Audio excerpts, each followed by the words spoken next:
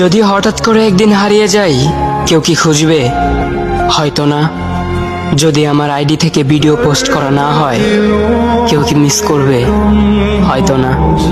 ইনবক্সে মেসেজ আসবে কিন্তু সিন হবে না, রিপ্লাই পাবে না, পরে থাকবে ওইভাবেই। কেউ কেউ হয়তো অপেক্ষায় থাকবে, এই বুঝি আসলো অনলাইনে। আবার কেউ কেউ হয়তো টেরও পাবে না, কেউ একজন নেই, কেউ একজন হারিয়ে গেছে।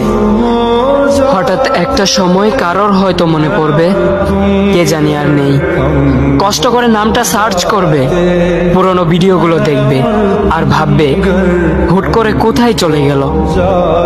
আবার কেউ কেউ হয়তো একদিন দুই দিন না পেয়ে ফ্রেন্ড লিস্ট থেকে আনফ্রেন্ড করে দেবে।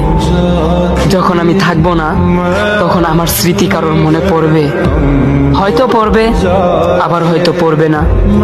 তবে হারাতে হবে, হারাতে হয়, হারিয়ে যাওয়াই নিয়ম। পার্থক্য একটাই, কেউ আয়োজন করে হারায় আর কেউ হুট করে হারায়। আমি না হয় হুট করে হারিয়ে যাব।